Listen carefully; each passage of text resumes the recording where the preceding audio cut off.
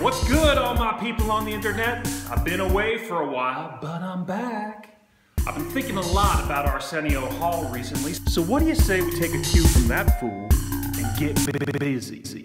This is episode 14, and in this episode we discuss the many ways to remain defiant in the face of institutionalized stupidity. Come on, let's fight stupid together.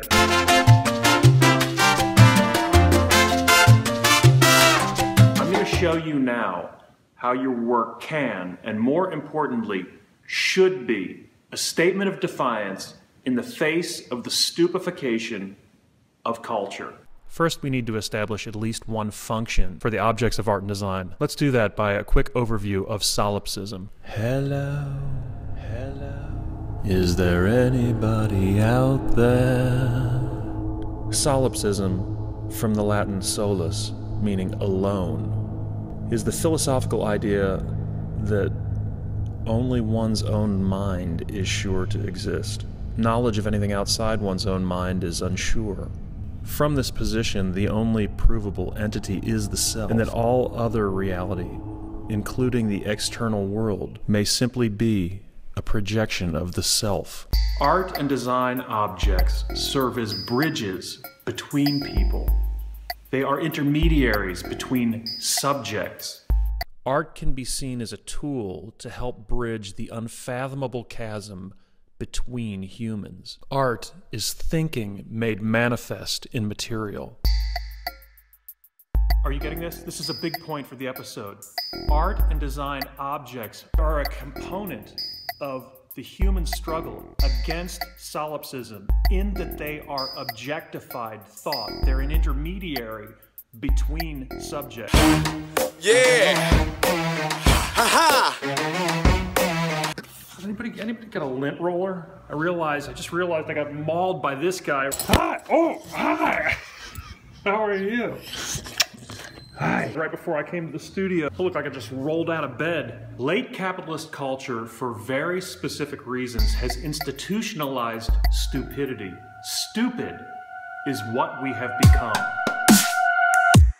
The shitstorm of media that is our contemporary culture, out of necessity, has shortened our attention spans and driven us to intentional distraction.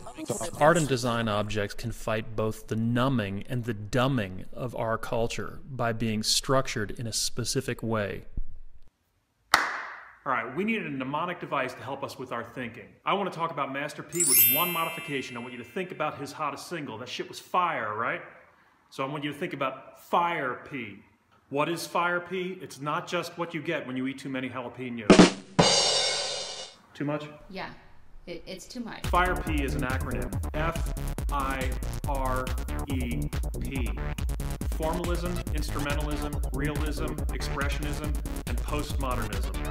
What are these? These are the 4 traditional categories of aesthetic philosophy, plus the 5th. In order to position your work in opposition to the forces of stupidity, it's important to think of your work as a form of expressionism, specifically cognitive expressionism, which brings me to my suggestion for episode 14 to help you move your work to a more contemporary space. This entire episode effectively leads to this. Point number 1, position your work in opposition to the forces of stupidity by making work that demands cognition, that demands thinking by the viewer. Tolstoy, Collingwood, Croce, and Danto put forth the proposition that artistic practice represents a unique form of knowledge, and that artists and designers, through their actions, make available to the viewer a kind of knowledge that is unavailable through any other means. This is what I'm referring to when I'm referring to cognitive expressionism. It's a component of the E in Fire P. In this mode of thinking, when a viewer stands in the presence of a successful piece, it's the content and the character of their thinking in the presence of the work, attempting to make sense of the piece, that is the determining factor and the litmus test for the success or failure of the work. Here again is the theme of this episode. Use your work to reject the malevolent and ever-present forces of stupidity by making work that demands interpretation. Magnanimity. Now, what does this word mean, Dougie? I'm not quite certain of magnanimity, but magnanimousness, I'm fairly certain I have a grasp on. Well, release your grasp to me. Well,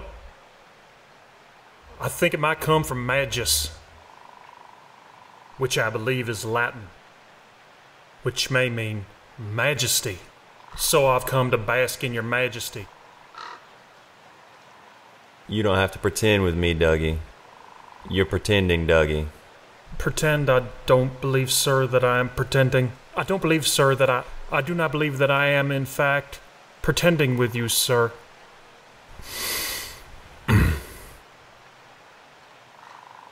Pretend with me, Dougie. All right, come on, let's do this.